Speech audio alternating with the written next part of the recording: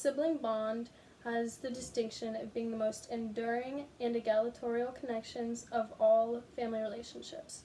This is one of the quotes used in the article that I will be talking about today relating to sibling relationships and communication. I will also be talking about how this article relates to me and my sister and our relationship.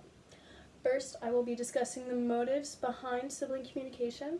Second, I will be discussing the effects of these as children grow up, or siblings rather. Third, I will be discussing how gender role plays a part in sibling communication. Now that I've briefly discussed what we'll be talking about today, why don't we dive into the article, which is basically about communication and what the reasoning is behind it. So researchers wanted to know why siblings would talk to each other, and especially as often as they do.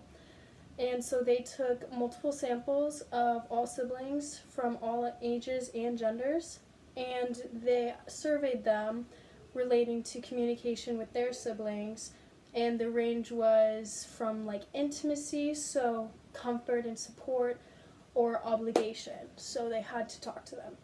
The result from this experiment was that siblings just wanted to talk to each other. It was just that they found comfort in one another.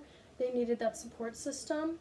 And another result of this experiment was that as siblings get older, this motive doesn't change. It doesn't switch to obligation. It just stays a constant path, almost, of intimacy. Now that we've discussed the article, I'm going to discuss how these motives of communication affect siblings as they grow up. So, two concepts that can be seen in this article are self-concepts, so that regards how one sees himself, and relational development. So this has to do with how people act in a relationship. So self-concepts have to do with your self-esteem and comfortability with yourself. Growing up, I know for a fact that the way that I was raised with my siblings really stemmed how I feel about myself now. The way that I see myself wouldn't be the same if I didn't have a younger sister who I constantly communicated with. Growing up, I kind of held myself to a higher expectation, knowing that I had someone looking up to me, physically and literally.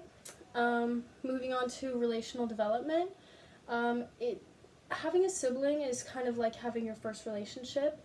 You live with them and you communicate with them, and it's overall just a different relationship than what you have with your parents. So if you want to move forward in a relationship, you can't really expect that from yourself, or rather I can't expect that from myself if I don't have good communication with my sibling.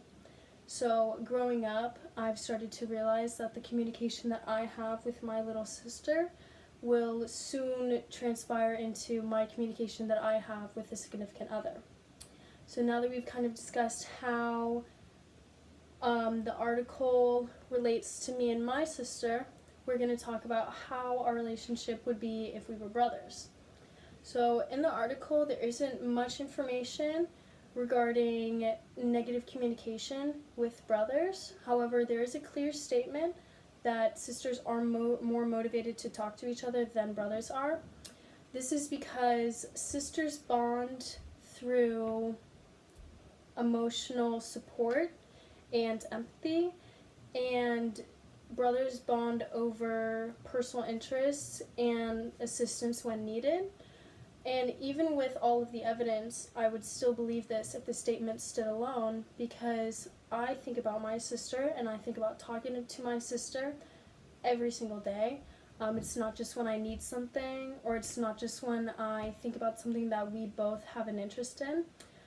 It's every day, and I seek that comfort from her all the time. And sometimes it's not even that I seek that comfort, it's that I want her to know that she can seek comfort in me, because I will always be there for her.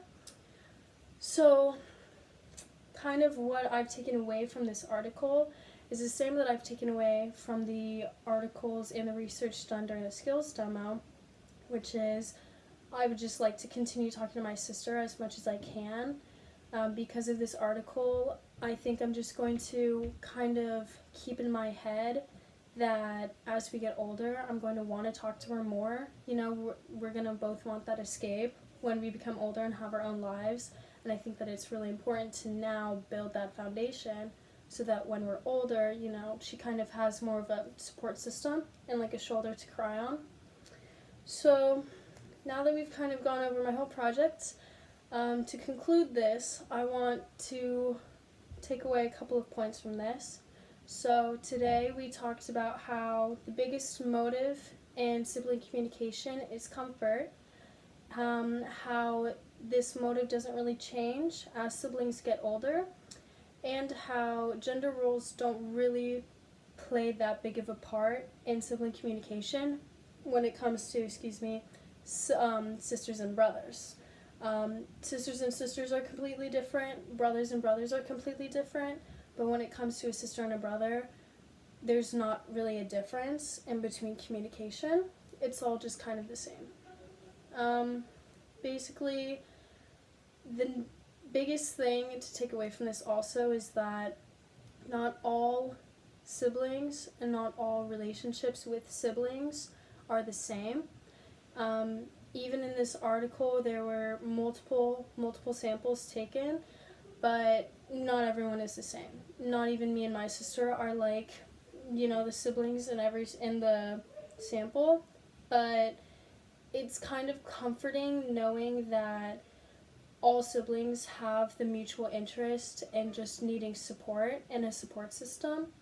And it's also really nice knowing that as I get older, I'm going to constantly have something to lean back on, and I'm going to have someone there for me.